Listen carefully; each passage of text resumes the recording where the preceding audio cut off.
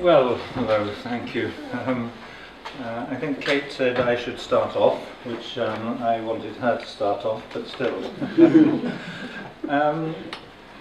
I think what we want to do is to just show you how we think of doing these talks. You will obviously have your own ideas, and to take you through a selection of slides that you will perhaps want to use some of them, but not all of them. We're going to have a discussion session later, but perhaps it'd be a good thing if there are briefer points or real doubts about the slides, any particular slide, then stop us.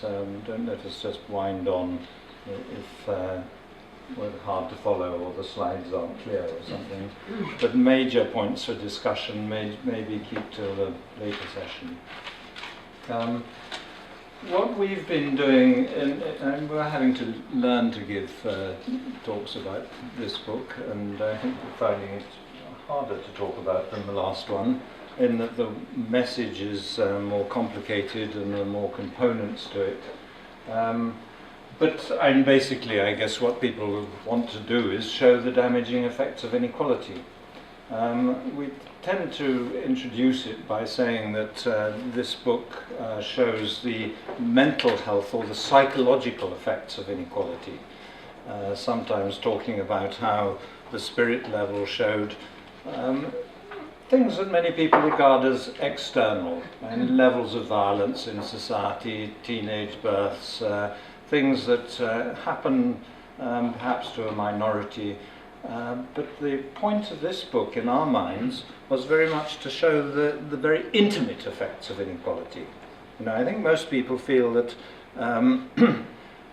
all that matters to them as individuals is my little social circle, my own emotional ups and downs, a sort of intimate sphere. And politics is something out there that is irrelevant to the intimate sphere. So in a way, what we were trying to do is to show how inequality does affect us all pretty intimately. And fairly central, the book is in three major sections. So how inequality strengthens the grip of class and status. A lot of things fall into place with that central idea that status becomes more important. We'll go and discuss all these things in more detail soon. And then we have some chapters on some of the main supporting myths for inequality. That the status hierarchy is a reflection of innate differences in ability, and some people get up and the people less able fall down, and so on. So we attack that idea. Also the idea that human beings have always and inevitably been unequal, nasty, competitive. We go through that too. And then we end up with how we can tackle inequality, both dealing with environmental issues, because you can't really talk about any major change in our society without taking on board how we're going to deal with this increasingly severe problem of climate change. So I was just going to say something about the sort of structure of talks. If you're going out and doing a talk yourself, you might be given 10 minutes or 20 minutes, half an hour, and obviously what you deliver is going to depend on that time. And if we have limited time, then really we just do the first of these, and we say to people that the other two things are in the book. And you can always leave the last part of a talk because somebody will ask, what can we do about inequality? So you don't really have to worry about them if you haven't got time, because you'll be able to do it in your Q&A if you're going to have a Q&A. Yes, someone will always ask, what can we do about it? So we've been doing 20-minute and 40-minute talks, and it's only if we get to 40 minutes that we do the second 2 points, really. So if you've got less than that, there's just not enough time. Okay. We tend to, despite the popularity of our book in some fields, the vast majority of any audience don't know it, and so we often summarize it. Just that go through the range of health and social problems that are more common in more unequal societies.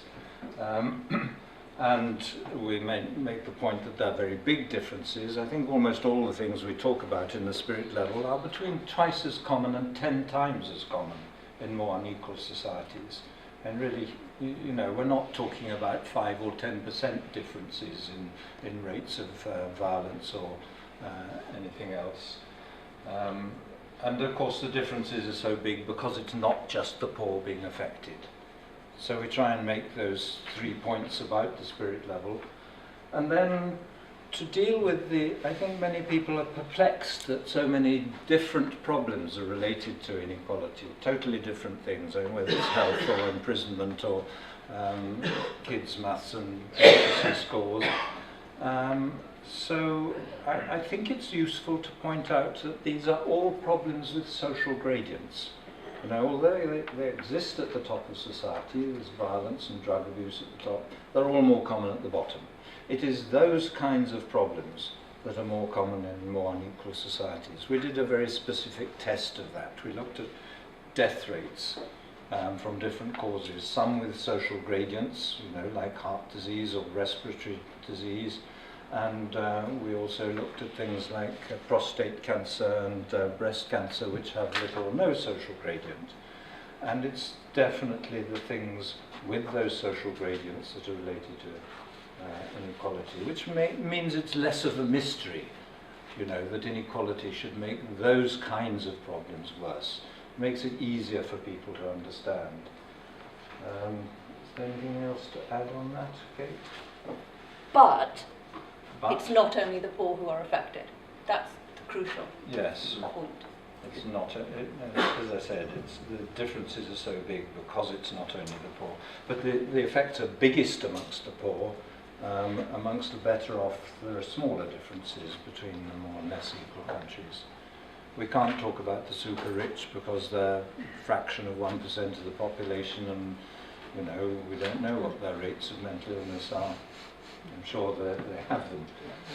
So, and this next... But, I don't know, does anyone have any questions about those two? I think the question is why though. There's not to be a why. This is the what. What's the why? Well, we get to the why.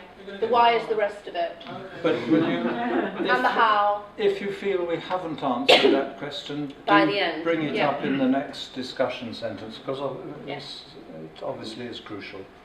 Yeah. Anyone else? Okay. And then we often use this one. I mean, you could use this instead of the previous one if you want. And the reason we use this one is because people hate graphs, right? So we'll give them one more. Yeah, I mean, you might not, but most people hate graphs. And they don't like to look at them, they don't sort of find them intuitive to understand. So sometimes we put this one out and sort of say, if you can understand this, then you can understand the whole of the spirit level. Because that's all it was. Can't see the bottom right-hand corner. Bottom, here it says income inequality. Yeah, maybe you could move it. Am I in the way? Yeah. There we go. Yeah. Go on. So bigger income differences along the top, bottom, and a whole range of different problems. And the spirit level is full of things with life expectancy up here, or violence, or teenage births, and always showing that bigger income differences lead to more of whatever problem we've got on that axis. So it's a quick way of summarizing the spirit level, if you don't want to take the time I did on that previous slide. But also, we use it to sort of say what that book was about. So that book was showing, again and again, a high rate of problems in more unequal societies, whether or not we looked at rich developed countries or the 50 US states. But it was this kind of pattern, you know, these kinds of correlations that we were showing. And then I think sometimes when we're talking about the new book, we say, well, what we're doing in the new book is digging underneath that. It's trying to understand why those patterns exist. And partly to answering your question, Yeah. which you asked just now. Yeah. So in the spirit level, just hold on now, there's kind of 3 sets of problems that we look at, which is perhaps a useful way of talking about it. Health problems, so life expectancy, infant mortality, obesity, mental illness. But then a set of things that are about, it's what economists call human capital development, but we think of as children's life chances. So there's social mobility and educational attainment and teenage pregnancies and stuff like that. And then there's a set that are more around community life, social relationships. So there's trust, violence, imprisonment, various other things. But those are sort of the three big categories. But then in the new book, we're focusing much more on sort of unpacking one of those, really, which is the mental health relationship. Yeah. And you specifically put income inequality. I thought wealth inequality. No, we use income. Always use income. Always use income. Only because that's what the data is available for. Fewer countries have comparable wealth inequality data. And actually, wealth inequality is so much bigger than income inequality that it might be that fewer people are affected, but there's been much less research, partly because of the lack of data on wealth inequality. The only paper I've seen which uses the little data there is and relates it to health shows very much the same picture as you have with income inequality. But it's so much harder to measure because people's wealth is in all sorts of assets that never get measured by any national sort of And do you count your system, housing? and there's nothing internationally comparable, whereas all countries tax income. So income gets reported everywhere. Now, this one, I think it's really important that people understand that income inequality isn't something sort of wholly new and magical. It's telling us it's not separate from the importance of class and status. I sometimes say it's really about whether we have a very steep social pyramid like that or a shallower one like that. Of course, everyone knows that most of these problems are worse in the poorest areas. Well, specifically, that's what we're looking at. So, you know, everyone knows that health is worse in the poorest areas of our cities, and they know probably that violence is highest, and obesity and teenage births and kids' maths and literacy scores. And I've summarised here some of the things that show us that income inequality it really makes class and status more important. And the spirit level really showed us that that income inequality makes those things that we know have a social gradient worse, all those problems we've mentioned several times. Residential segregation between rich and poor increases with bigger income differences. There seem to be fewer cross-class marriages, so the population is mixing less, even in marriage. Community life weakens, people have less to do with each other, and as Kate said earlier, social mobility declines. All those things suggest that those barriers of status are separating us from each other more. Or becoming more powerful. So now, at the risk of threatening our interclass marriage, I never use this slide. I think those bullet points, I think it's a distraction, I think it's sort of too much, so I don't use this, but I would use what you use.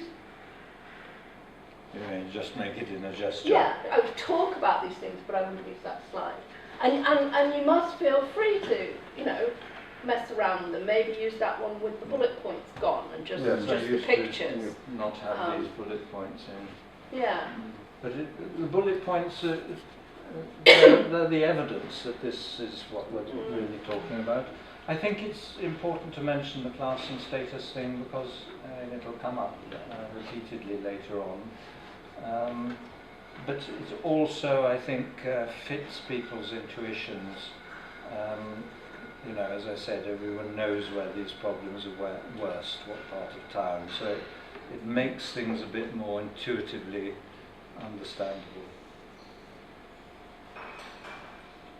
So I sometimes think it's worth making a sort of contrast between the idea our societies like to have of ourselves. Everyone's smiling in photos, as I'm sure we did outside, or on Facebook or whatever. Painting ourselves as having a good life, everything going swimmingly, and catch people unawares, and they more often look like that. Everyone's looking grumpy, anxious, depressed, whatever. This is outside Oxford Street Tube Station. And this actually, again, is a posed photo by an organisation that offers counselling to try and move us into that. So, that contrast between perhaps the reality and how we present ourselves. This is not in the book because it only came out 2 or 3 weeks ago, but I think it's really worth pointing out in relation to the later material that the Mental Health Foundation survey just a few weeks ago said that nearly 3/4 of adults felt so stressed they were overwhelmed or unable to cope sometime in the past year. And nearly 1/3 of adults had suicidal feelings as a result of stress. The crucial context, actually, for our new book. To a great extent, the crucial context for the spirit level was the global financial crisis. Even though it happened after we'd written it, that was why that book had impact, because people were starting to question economics as usual and what had happened. I think that the epidemic of mental health problems and illness and distress in our society is the crucial context for this new one. And it's something that people are increasingly aware of, and more attention is being paid to it. And this level of distress, 3/4 of us feeling like that's horrendous, and that should be making us take action, and it's sort of the driving force for this book. Yeah. Sorry, one question. Whenever I question somebody from a medical background about these kind of increasing statistics and wellness, they tend to say that there is better diagnosis and that's why the numbers are going up, and it's not because we are more stressed. There is better diagnosis, and there is a bit less stigma, so people are more willing to go and see a doctor. But these kinds of data and the kinds of data we used in the spirit level, whatever, are not from people being asked, have you been diagnosed with a condition or treated for a condition? They're based on asking about symptoms and then clustering them. And this is simply asking people's self-reported feelings of stress and behaviours. So it's not a doctor's told them they've got depression. Can I just point out on that, if you break down a little further, it's actually females of that age group. For some reason, people are not sure why, young men, similar age, seem to have slightly increased. One of the suggestions is, I don't think people really understand why. It could be to do with alcohol use, or spending more time on Facebook at home and social isolation and the comparisons they make. But interestingly, young men seem to have got slightly better in that group. And it's young women who are, and it's a particular thing where even psychiatrists will say there's that particular group that seems to be a definite increase, as opposed to it's just better. People less. And of course, the other thing to remember is when we're looking comparatively, it's the differences between countries that's important, not whether or not it's 74% or 64% or it should be higher than 84%. Why is it so darn high here and it's not somewhere else? Right. Has it changed over the years? You've got figures for that? The first chapter discusses that a bit. Well, there does seem to be quite widespread, not universal agreement, but widespread agreement amongst psychiatrists and psychologists that there has been, over the last generation, an increase in mental illness in the population. That and how reliable the diagnosis is, and proof against problems like you were talking about, it being better diagnosis, are discussed in the first and second chapters. So if you want to go into it. One there and then you, yeah? Yeah, I mean, I wondered if you care to expand a bit on stress, because what that actually means, because I think people often take as being very busy, and it isn't, is it? You know, so there's the idea chief execs are under tremendous stress because they're quite busy, but actually that they're not under the stress that you're talking about, really, are they? So I wondered if you wanted to explore a bit what that term actually meant. In a way, the book is, and for years, when we knew the powerful biological effects of chronic stress, and when I say we, I mean people doing research on health inequalities, realized that the evidence was pointing to chronic stress being an important part of the huge health inequalities in our society. And the task was then to think what were the most important sources of stress. And people came up with things like fear of crime, unemployment or job insecurity or imprisonment. But of course, dealing with population health, you don't want to know just about what the terrible stresses of a fortunately small minority. You want to know about the stresses in the population as a whole. And so in a sense, our book is an attempt to say the most powerful sources of stress amongst the population as a whole are these social anxieties, our awkwardnesses and so on that we were just about to come on to now. But that notion that executive stress is the thing, Yes. that in our field of social epidemiology and public health, we've known that that is not true for over 40 years, you know, but still people, John Humphreys asked about that when we were on the Today programme, when the week the book came out. Isn't it just, you know, the executives at the top who are stressed? And I have a lovely slide I use sometimes, don't I? It's a bottle of executive stress formula. You can buy it on Amazon. It really exists. You know, it's a vitamin and herbal remedy for executive stress. But we know that stress is more likely when people have lack of control and an imbalance between effort and reward, and that it is the people at the bottom of society who are the most stressed. But it is a catch-all term. So if we're talking about the biology of chronic stress, you know, that's one aspect of stress. But people have, this is self-reported stress, so this is people just interpreting themselves what that means. And for some people, they might have interpreted it as just having too much to do. So it's not necessarily an easily defined term. But it's one of those where we sort of all think we know what it means. Yes, sorry, yeah. Just a couple of points, actually, just slightly picking up on what John just said. Interesting, isn't it? Because John is talking about the bearability, the tolerability of stress.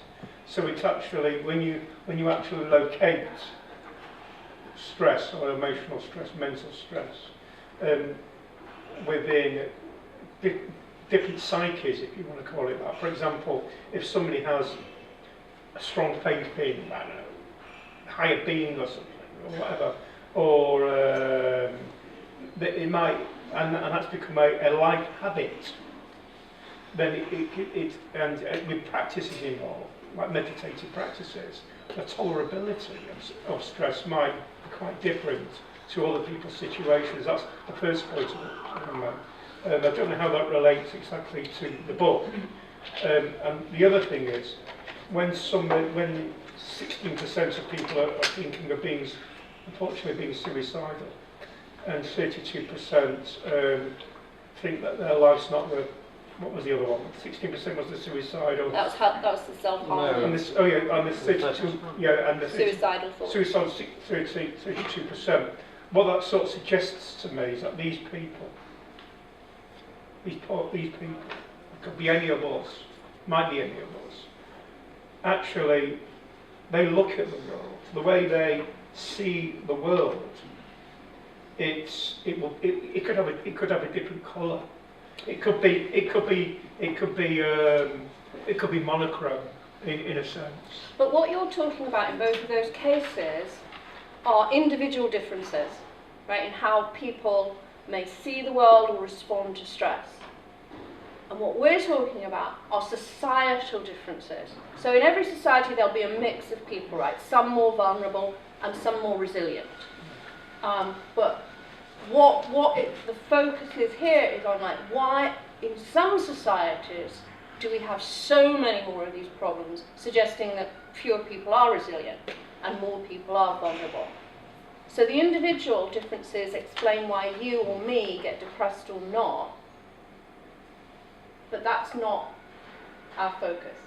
Yeah, to make that point, we sometimes use a slide, and I could add it to these, it's not in this now, of a picture of girls going in some sort of school sports day, going over hurdles. And if you want to know which individuals are going to knock them, who's going to knock them down, you'd look at the training and the height and all sorts of things like that. But what affects how many hurdles are knocked down is how high they are. And basically we're dealing with how high the barriers are in our society, how all the sort of psychological problems we're dealing with are made more threatening, more difficult for all of us. Can I just go on to a few slides which I often just have them on bits of paper and read them out as an example, as different examples of the kind of stresses that affect social relationships, our social anxieties, our sense of awkwardness, the sort of fears that how other people judge you, that people think I'm stupid or boring or unattractive, all those kinds of self-doubts. And one of the ones we use is this one. This is, it's just off the bottom. It's all I'll do it while you read. I'll do it. Okay, it just needs to be a smaller point size, but Oprah Winfrey's style coach. Don't go down to the next one, Kate, because sorry. you need to press. You're back. Okay. So she says that she discusses what she calls party anxiety, and says when exposed to other people, the real enemies are shame, fear, and cruel judgment. She says she's one of the millions of party-impaired people, social phobes who dread party talk, who are petrified of saying something stupid, something that will reveal us as the jackasses we are, rather than the social maestros we wish we were. She says she felt the need. She needed a whole armoury full of impressive weapons to survive a party. Things like cleverness, thin thighs, social connections, and wealth. Every act from choosing clothes to making small talk is a fear-based defence against criticism. We've just put in, these slides are right at the end of this slide set. A few examples of those. So this is people who have a much more serious level of these social anxieties. People for whom social contact and social comparisons, fears of how they're seen and judged, have become so serious that actually they avoid social contact. It's so much of an ordeal that they withdraw from social life. I'm just wondering whether you've ever experimented in the talk with like interactivity at this point, because this is something that's very familiar. So whether you just say, okay, come on, hands up anyone who has, or not. Yeah. I think that would depend very much on who you're talking to. Some Yeah. people find that quite challenging. Yeah. I'd quite like to try it now. All know what we're talking about in terms of their own experience. Yeah. I mean, when I was younger, no.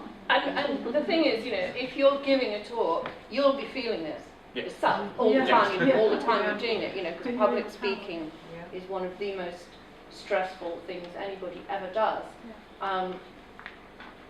So yeah, I think this is the point of having these quotes, because you're just trying to really connect it to people's experiences of these feelings. And if anyone denies having them, they're probably just a narcissist, and that's again by equality. In a way, this is an answer to your question about what is stress. There are lots of sources of stress, but we suspect this is the most important at the level of the whole population. So isn't it more pronounced for younger generations, younger groups, than it is like as people? I think you're right. Yeah, because And teenage girls, the dissatisfaction with what they look like, with tears before they go out in the evening, and the resort to alcohol and drugs, which make you feel I can relax with other people. Get rid of. Although, as was pointed out earlier, maybe young men might be doing a bit better because they're not drinking as much, and they're not going out and getting into fights as much. They're actually sort of home and safer. And this one is quite useful if you think that people are going to deny that they've had these feelings. Maybe I'll leave you to read this yourself. But what needs to be on this slide is who it's from. Not, yes, I'll Yeah. put it on. It's a sociologist writing in, I think, 1902, Cooley, an American sociologist. But I think it's quite poignant that you can think you're not affected. But then if you imagine suddenly people showing coldness or contempt for you instead of kindliness and deference. I think you should move this in. There are one or two other examples like that. Kate wants me to do this one, or do you want to do it? No, you can do that. People endlessly think that inequality is simply about different material standards, as if the effects of inequality are to do with having a less good car or smaller television or smaller house, rather than the social meaning of that. And so we sometimes use this study by, I think he's Robin Walker, who, an international team, interviewed people in poverty in Uganda and India, China, Pakistan, Korea, and UK and Norway. And of course in the poorer countries there, poverty probably means living in a shack with an earth floor with no sewerage and having to walk some way to get to water. Whereas Norway, it's probably a three-bedroomed house with central heating, and you probably have a flat screen television. And yet, they say respondents who they interviewed universally despised poverty and frequently despised themselves for being poor. Parents were often despised by their children, women despised by their menfolk, and some men reported to take out their self-loathing on their partners and children. Despite respondents generally believing that they had done their best against all odds, they mostly considered that they had both failed themselves by being poor, and others saw them as failures. And you can read the rest of that. I sometimes just read part of it, and again, don't show. I'm going to put it on slides, so you will have a copy of it. Yeah, don't show slides like this. I think it's a bad thing to read slides. Yeah. So I read it from my own piece Especially of without paper. the source. especially without your sword. You see, this shows so clearly that it's about low social status. It's about being looked down on, regarded as inferior. And that despite poverty meaning such totally different things in material terms in different societies, it always means that business of being inferior. And that's what we have evolved to be sensitive to. Why don't you take over, Kate? So we're going to make these slides available to you, and obviously you can select ones you want, and all of those that Richard just showed you, the text ones, they're at the bottom of the deck, so you can pull them out if you want. But this section about how inequality affects the mind is kind of the heart of it. So everything that we've been talking about up till now is just like how you set people up to be receptive to this and get them to start thinking about their own feelings about status and class and the worries about how they're seen. But that's all sort of scene setting. So typically we've been starting with this. This comes from the spirit level, so this isn't a new chart. And it's the percent with any mental illness in the past year in the population, going from less than 10% in Japan, Germany, up to just under a quarter for the UK. That UK figure is 23%, and the USA is 26%, so it's more than 1 in 4. And these measures come from the World Health Organization's attempt to get comparable measures of mental illness in different populations using methods that ask people about symptoms and not about treatment and diagnosis. When Kate says symptoms, she means you ask things like about your sleeping patterns, your appetite, your sense of self-worth. Your mood. You're not asked, have you been diagnosed with depression? We knew this, but we didn't understand the complexity of it before. So this is a real key one, okay? And one big difference between the spirit level and the inner level is in the spirit level, all those analyses were our own, using a consistent set of countries, a consistent measure of income inequality, and always sort of presenting things in exactly the same way, because we thought that would be easier to understand. That created a vulnerability, because then critics who didn't like it would just come along and go, well, if you take off 5 countries, it's not significant anymore, or if you mess around with it this way. In this book, what we're really doing is synthesizing the research of lots of other people, and we're using their data and their analyses and their presentations.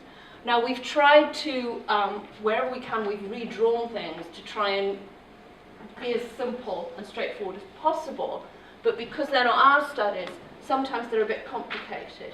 But this one is probably the most complicated graph in the book. So this comes from colleagues in Ireland, and they gave us the data so we could redraw it. And they're looking at people's anxieties about status, and these data come from 28 European countries. They have countries with high levels of inequality, countries with medium levels of inequality, and countries with low levels of inequality. So 3 groups of countries, but 28 of them in there. And people were asked to report their anxieties about status. It comes from a European survey, one of the EU surveys. European Values Survey, is it? And the data are being arranged by how much income they all have. So it's in what we call percentiles, 10 percentiles, but here are the poorest 10th, the second poorest 10th, and then the richest 10th of the population over there. And the key is that, it's obvious that people worry more about their status at the bottom of society. The poor worry more, but everybody worries more in a more unequal country. So this shows not only the effect of social hierarchy, but the effect of inequality as well. And the reason this is crucial was because when we wrote the spirit level, it was this that we were theorising was the link between income inequality and all the problems we were looking at. That was our best guess, that it's people's anxieties about their status that get made worse by inequality, and that's the key to understanding all of the outcomes. But we didn't have any proof of that. And I can remember when we were at the University of Chicago, when our book came out in the US, and I was presenting to my former colleagues, and we said, well, you know, we think that anxieties about status are the answer, and, you know, I love my former colleagues, not. One of them goes, well, you haven't shown us that. So we were making an inference based on all kinds of things, you know, experiments that psychologists have done, some animal studies and everything, but we didn't have the epidemiological evidence that people worry more about status in more unequal countries, and now we do. So this is a really sort of important and central idea. Can I say, when Kate says, when either of us say status anxiety, I don't really differentiate between that and worries about how you're seen and judged. The sort of things that were being talked about in the quotes in one of those studies a minute or two ago. They're the same, I think the same thing. Anybody got any queries about that one? It is probably the most complicated. Just to share, I did use this a couple of weeks ago to a Labour Party meeting, and it stimulated a very, very long discussion about knife crime. About knife crime. Which was very, very interesting. Yes. Absolutely broke through to that group who's saying, oh my God, this is... Why didn't we know more about this? What else? Kind of, it was a very, very powerful. And of course, you know, there's always the possibility if you go and talk to somebody that you use only one slide. Yeah. You know, you don't have to use all of these, and maybe this is a good one for getting people thinking. You first, and then one of the criticisms I saw at the spirit level, people said like they'd drawn on other people's data and it was being used in a way that hadn't originally been intended, which I thought was a valid way of using data myself. It's possible that... I don't think I've seen that criticism. All right, is it possible that people would say the same about the latest book in this data? Or is this what they meant to show when they were aiming it? Yeah. So you can see the title of their paper, Who Feels Inferior? A Test of the Status Anxiety Hypothesis of Social Inequalities in Health. And actually, when they did this, they thought that they would probably not find this. Yes, this is Richard Layton and Christopher Whelan. And Christopher Whelan, I think, expected inequality not to affect status anxiety amongst richer people. But of course, we've always said that the data suggests in other studies as well that it affects the whole population. Can I make a comment? Sorry, can I go here first and then come back to you? Yeah, can you explain, you've got high and low on the left-hand axis, but what exactly is it? Well, I've put high and low because I think what they give us are not percentages, but Z-scores or something. So it's something a bit complicated. So whenever it's a bit complicated, I just put high and low.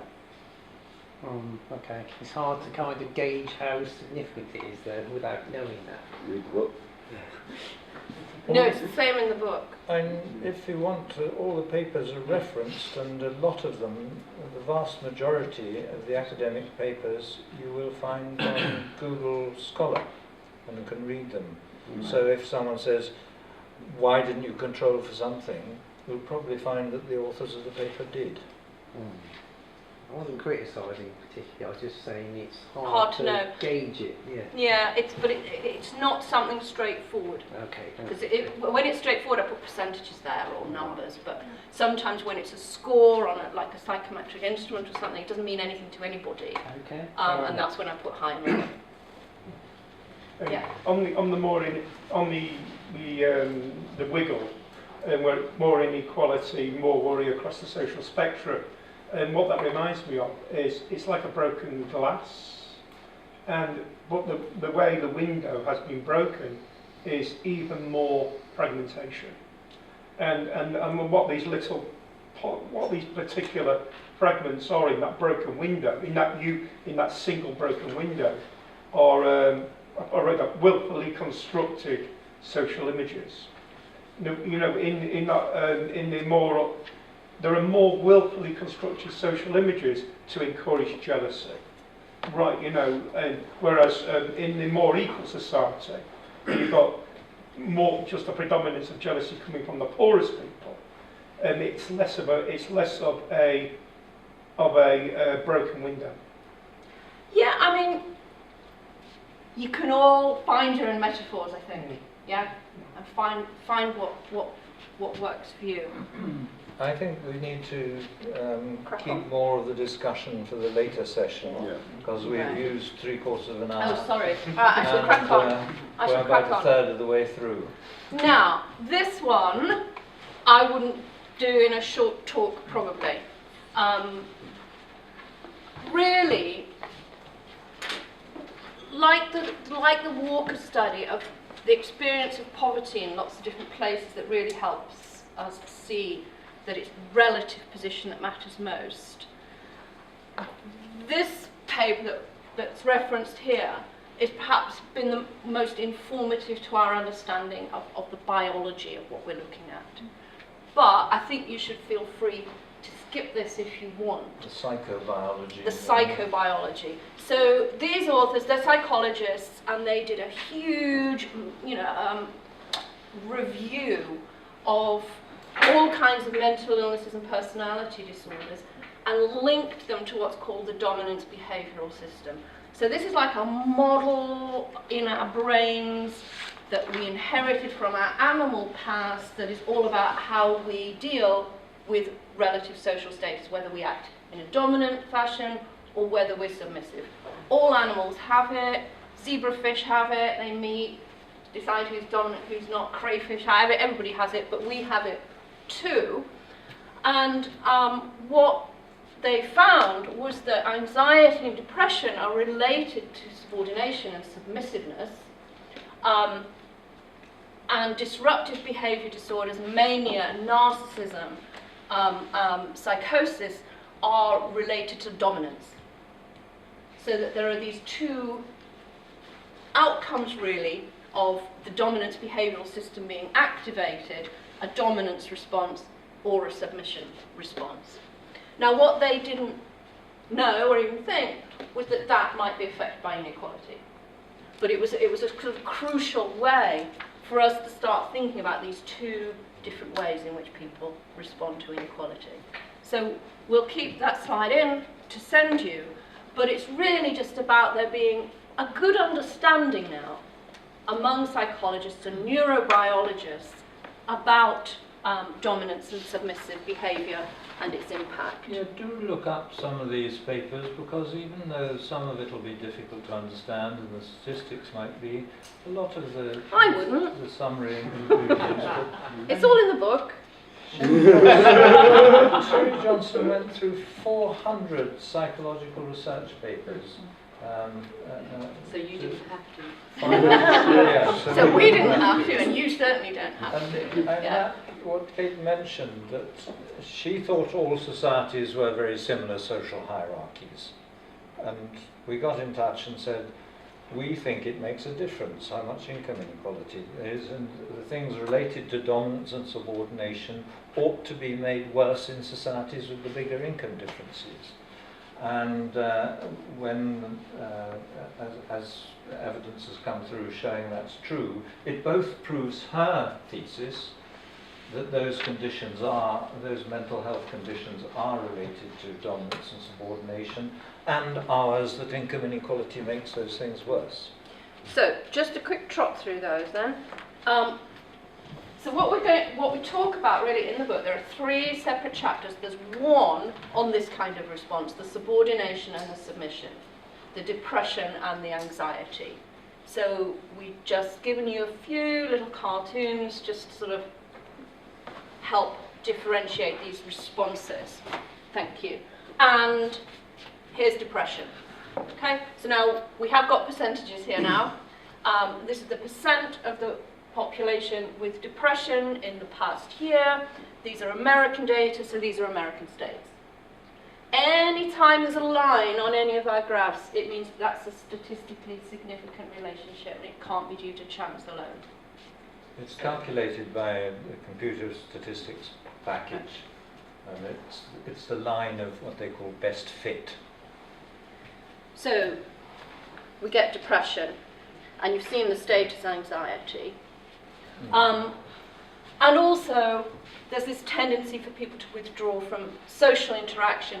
This is civic participation. That means voting, belonging to community organizations, volunteering, you know, all civic participation you can imagine. And again, a strong relationship with income inequality. Could I ask a question about outliers, which does come up? Which I know Michael Marmot talks about. So outliers are deeply uninteresting to us, right? Because, well, actually, I mean, epidemiologists can always help you. We can always come up with a story as to why there is an outlier.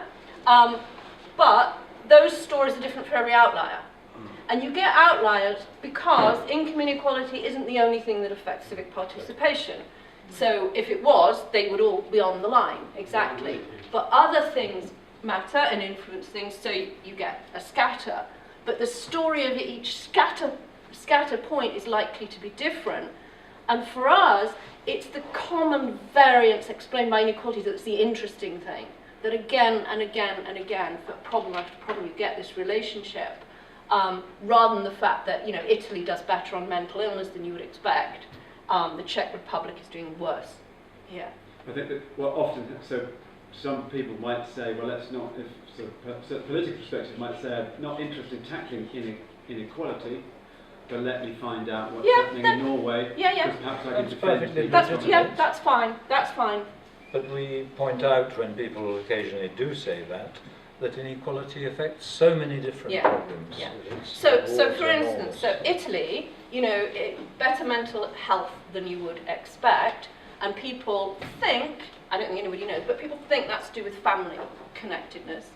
But Italy is sort of on the line from kind of everything else that's related to inequality. And so if you solve inequality, you solve a whole range of problems, whereas if you, I don't know how you make families more connected. Right. So this is more the second response. Maybe I should show this. Right. Yeah, they should be in different order. So the second response is to brazen it out. Yeah, is the striving for dominance, is feeling like you're fabulous, you know. And we had also theorized about this in the spirit level, because we had found in the additional chapter, which was in a later, the second edition of the spirit level, we had gone out and looked for new studies linking income inequality to health, and we found 9, and 7 of them showed the same things we did, and 2 of them did not. They showed no relationship between income inequality and health. And then it clicked that those 2 were looking at self-rated health and not at objectively measured health. And so actually it turns out that self-rated health and something like life expectancy go like this. So in countries with the highest life expectancy in the world, Japan, only about 50% of people think their health is good. But in the US, which comes at the bottom, you know, of all those league tables of developed countries for its life expectancy, 80-something% of them think their health is great. So there's a mismatch. And so actually, that was an interesting finding. And so we were theorizing that actually greater inequality makes it more important to big yourself up, maintain face, you know, say that you're doing okay. But again, we didn't know, and now we do. So we go back one. This is a measure of self-enhancement in relation to income inequality from a study by Steve Lufnan and his colleagues. Again, this is a really weird score, this one. So it's high and low again. But basically, it's a measure on random samples of the population are asked questions like, do you think you are cleverer than average? Do you think you're better looking? Are you a nicer person than most people? You know, all these sorts of things. And more people do that, self-enhancement, in more unequal You have to societies. rate yourself in relation to what you imagine The other averages, people in your yeah. country are. Yeah. And sometimes when we're introducing this one, we talk about, you know, how 96% of Americans think they're a better driver than average, whereas it's only 2/3 of Swedes, which is still too many, but it's a bit closer to what it should be. Or we talk about how Michael Gove wanted all schools to be better than average, showing a sort of complete lack of understanding of the average. But there's quite a lot of fun ways to sort of introduce this idea. Okay. And then here, using data from Jean Tweng's studies of narcissism over time in the USA, we show it rises at the same time income inequality has risen. Sometimes we tell lots of nice stories from Jean's book on narcissism, like about the bride who wanted her wedding cake baked in the shape of herself, or the fact that you can pay for fake paparazzi to follow you around calling cake. Or the girl who wanted the street closed for her high street prom and a red carpet, you know. So lots and lots of funny stories around narcissism. But then we always point out that actually narcissism is a terrible condition, has major impact on the narcissist's family, friends, colleagues. And we've just started saying, imagine how terrible it would be if a narcissist rose to a position of power in a powerful nation. An audience, that's Andrew joke, and audiences are liking that one. Just very quickly, that one is very striking, but is that a statistically significant? No. Well, we haven't done a time series analysis Right, of it. yeah. Okay. Now here's schizophrenia. So again, and Richard has done a paper with Sherry Johnson and her colleagues looking at psychotic symptoms. So the same thing. When this one first came out, and we wrote about it in the New York Times, a psychiatrist got in touch with me and said it changed everything he had ever thought. I think he just hadn't been reading much research literature through his career. Okay, so there's going under and there's striving up. So there's the submission and there's dominance. And then, of course, there's a whole range of other things that people do when they're feeling those anxieties about status, when they're worried about how others judge them. One is overconsumption, consumerism. So here's a picture. This is a mall in China. People buying designer things. But if you can't afford to buy Gucci yourself, you can go on eBay and just buy the bag that someone else has used. Have we got the Louis Vuitton trash bag? No. Oh dear.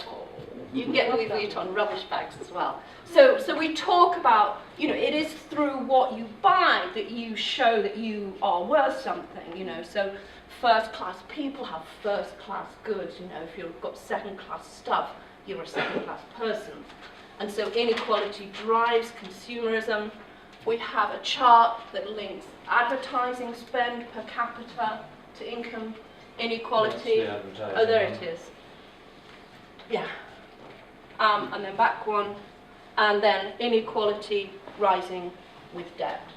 This is US that data. One is a proper time series, yeah. And you can imagine what probably lies behind this as people try to keep up with superiors and the sort of examples in society, those status goods. They borrow more, they get into debt more, they go bankrupt more. All these things have been shown. Okay. Sorry, is that And then as well as consuming more stuff, buying more things, people use drugs more, illegal drug use in more unequal societies. That one's from the Spirit level. I don't think it's a particularly nice one. I'll find a nice one. This one is new. This is problem gambling in relation to inequality. Problem gambling, of course, not only has the sort of the thrill of getting engaged in something that probably is your way of coping with stress, but offers the possibility in an unequal society that you might actually manage to join the 1% if you pull it off. Can I Oh, that's horrible. It is. The font size has got too big, and Alright, we'll clean that one up. needs cleaning up. Yeah, but this is just an attempt to show the whole sort of causal chain. Will you go through it, please? Income inequality, bigger social divisions, more socially evaluative threat, more worry about self-worth, more anxieties, you get consumerism and drugs, and then you get these dominance or submissive responses in terms of mental health and a decline in community life. We will tidy that one up. Yeah, it's just the font size has been magically increased everywhere. Okay. And I hope you all intuit what's going on. If you live in a society where some people are hugely important and other people are regarded as almost worthless trash, we all worry more about how we're seen and judged, and we judge each other more by status, using all these outward indicators as if they told us about the individual, the inner worth of individuals. And of course the consumerism is about boosting your image, the drugs and alcohol reducing the anxiety. It's, I think, a fairly coherent picture. Oh, you want me to do this? No, I don't want to help. The only way of, I think, doing this section is to summarize it very, very briefly, because some of the ideas in chapters 5 and 6 are pretty, sorry. Sorry, just one question. Do you have a study of the perception of people like Jacob Rees-Mogg and the other picture of the cleaner? Is there, because I think he's a twat, but I don't know if other people agree with you. Well, I didn't hear. No, I don't think we have any scientific studies of whether or not people think Jacob Rees-Mogg is a twat. I suspect if we did one. Should we do one now? Bias sample. There is something called the British Social Attitude Survey. It reports every year. Is it just out? I haven't seen this for you. Yes. And people are always, some of the questions are about how people's attitudes towards inequality, but also people's attitudes towards people on benefits or things like that. Yeah. So take a look at the new one. It's always available online, and there's usually, a nice summary. You don't have to probably read the whole thing. And all I can say, based on sort of last few years, is that recently the British public have started to get a bit nicer after an all-time low of horribleness. It came out on, I think, Wednesday or Thursday this week, and 71% of people said that they wanted to see minimum income raised. 70% said they wanted the government to top up poverty wages, which of course should be employers, not the government. But also there was increased support for increasing welfare payments. So there's quite a lot. But unfortunately there was still quite a high percentage of people, generally men, saying that women should stay at home rather than work, and that, especially if they had children, they should stay at home with their children, which clearly shows us we have a big job to do. Well, I'll just get off back to York then. Yeah, me too. Should be home doing the dishes. So I think the two myths we concentrate on is that human nature is naturally competitive and uncooperative, out for ourselves. And so we go into some detail on the quality of hunting and gathering societies. There's very widespread agreement now amongst anthropologists that most of human existence, looking as we do now with brains the current size, we lived in egalitarian societies, and we basically suggest that human nature isn't one thing or the other. We have a side that is probably pre-human to do with dominant strategies, where social position is all important and you fight for what you can get and so on. but also in the egalitarian hunting and gathering societies that cover 90 or 95% of human existence. We lived in these egalitarian societies based on gift exchange and food sharing, and that, of course, that selects the processes that select for people who are better at those social strategies. You know, the person you'll choose to do something cooperative with is someone you feel you can trust and is good at that, or your sexual partner, you choose someone you think is not just out for themselves. So it looks as if there has been a selection during that hunting and gathering period for characteristics actually which are more fitting to an egalitarian society. And so we have social strategies that are about sharing, friendship, equality, and we sometimes point out that words like companion consist of the two, the Latin root com and pan, the people with whom you share your bread, the necessities. And you know, that link is really old. So basically arguing that we can play these dominance games if we find ourselves in that kind of society. We can also play the cooperative sharing, use those strategies. And we all use them both at different areas of life, but we use more of one and less of the other depending on how equal or unequal our societies are. And the reason we have this chapter in the book and is because of how often we heard people say, oh, can't solve inequality because it's just human nature. And you hear that all the time. It's a really, really widely held myth that human nature is innately aggressive, individualistic, competitive. Very, very widely held. And then do you, I mean, so I've sometimes tried to move away from just saying human nature is just not a thing. Well, yeah, that's... It's a very reductive, foolish way to talk about a very, very complicated thing. Is that, would you... Yeah, I think that... Well, I think we do have different social strategies. We know how to use different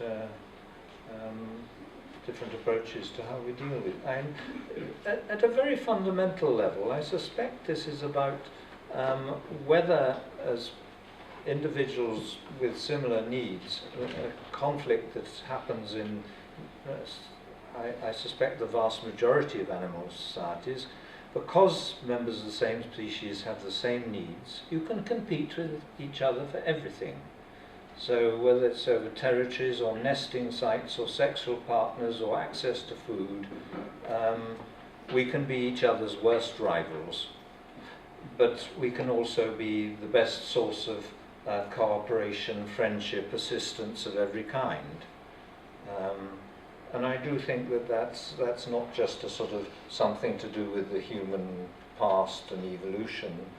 I remember walking down a hill on the North York Moors, and there was a woman sitting under a tree on the slope up the other side on her own. And I knew that as I walked down, the path went past her, she'd be wondering. I didn't know whether she was sitting down there because she sprained an ankle or something. She'd be wondering whether I was going to be a real menace or whether actually I was a source of assistance. I think it's a question that comes up all the time. Did you menace? Was it like when you two met? Can we keep questions till... Then just quickly, and this is complicated, but read it in the book. There's a chapter on the meritocracy, and basically we are showing that the idea that there are genetic differences in ability which determine where you are in the social hierarchy has been dramatically weakened by modern research. So nobody now looks for a gene for intelligence. There are hundreds of different genes that have different effects that are not yet understood in terms of, you know, whether you might be a bit musical or better ball games or more creative and or better mathematics, you know. And these little differences get amplified because, you know, if you are good at ball games, you probably enjoy it better. You're better than your friends, and so you practice more. You get selected by the school team, and you practice more. You get coaching, and so some small advantage suddenly becomes a very big advantage because you've put so much into it. And that seems to be true in many different areas. And understanding now the malleability of the human brain. So I'm going to leave it at that. Yeah, I'm not quite sure why it's there, but I'll tell you why that's there. It's because, again, I think a lot of people think that education is the key to solving this problem.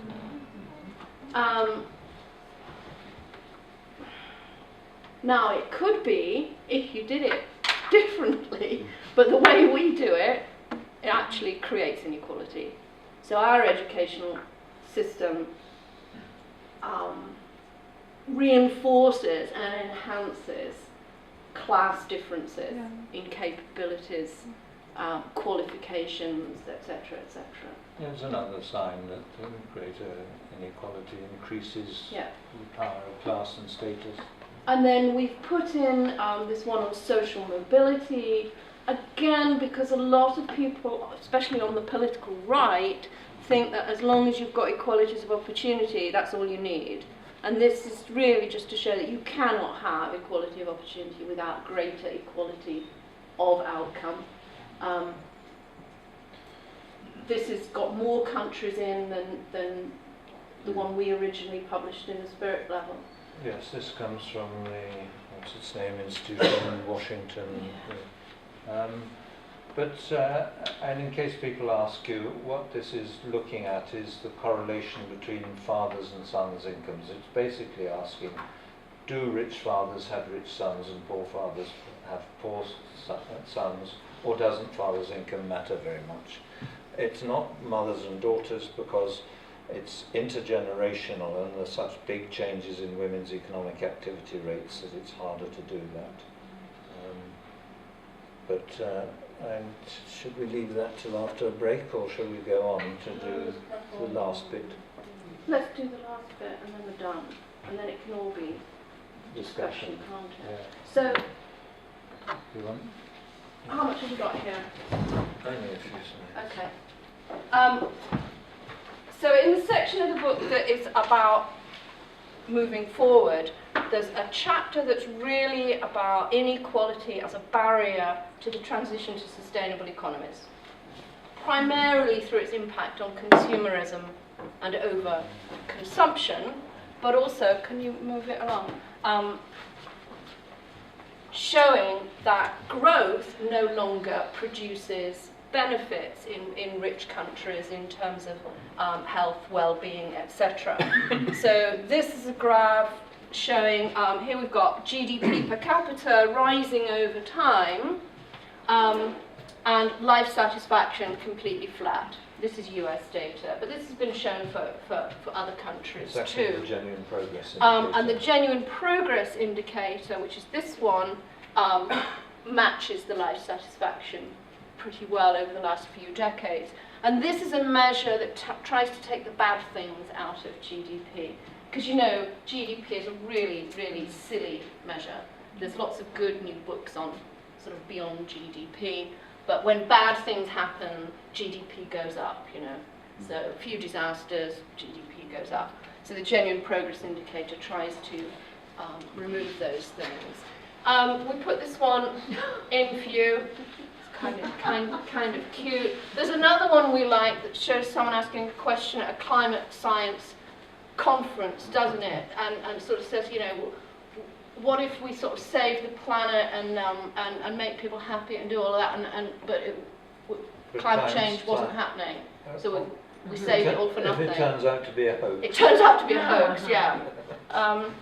But this one's quite nice. So again, it's all about that idea of moving towards societies that are optimizing or trying to optimize well-being. That the economy is about producing well-being rather than the economy being about growth. We're part of something called the Wellbeing Economy Alliance, and that should be launching formally in the autumn, I think. And what it's going to try and do is create an alternative to the G7. So it would be a group of nations and maybe states or large cities, municipalities, where political leaders are trying to pursue well-being rather than growth. Which is quite exciting, but there is also going to be a sort of a citizens' alliance as well, so there'll be actions to take and things to sign up to. So certainly we'll be letting the Equality Trust know how to disseminate all of that information as it takes off. But this is grounds for optimism, I think. There is a worldwide movement towards thinking differently about the economy, which started with the global financial crisis and didn't really manage to achieve anything, but I think it's a growing movement. Right, so we often use That's this very one. powerful. That's very powerful, that slide. Well, it is, and this This is one.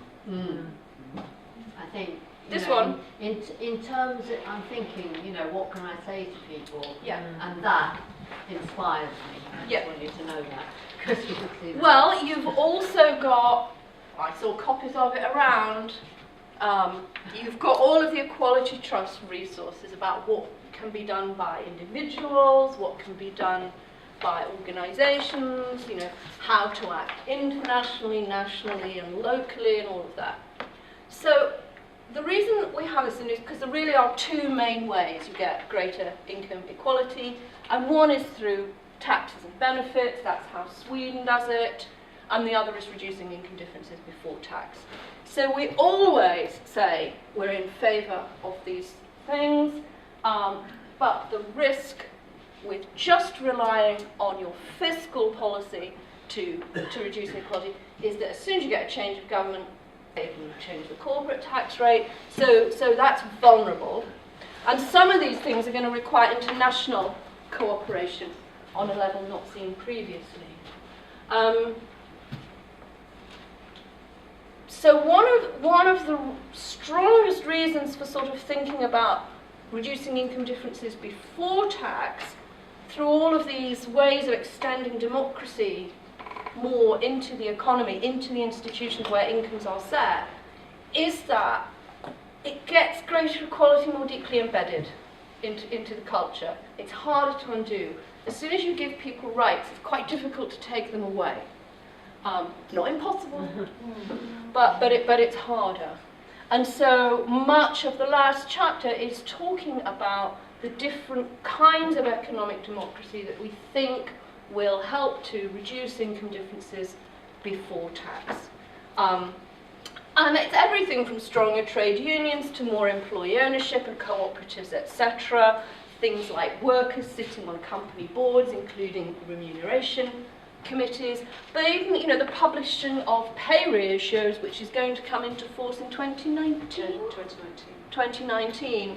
Even that sheds a bit of sunlight, on the inequality, and it will make a difference if it goes through the Lords. If it goes through the Lords. I'm sure it will go through the Lords.